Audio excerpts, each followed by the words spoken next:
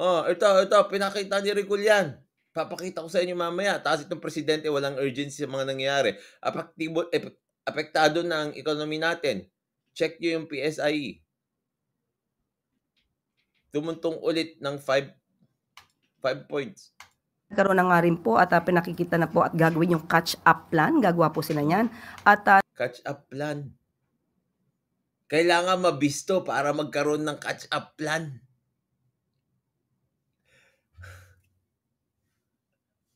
Langhiyang buhay to. Lahat na lang kailangan bistuin. Lahat kailangan i-point out sa presidente para magawa niya ng catch-up plan. Kailan ka ba magkukusa na gagawa ng maayos na trabaho para naman hindi tayo laging catch-up plan?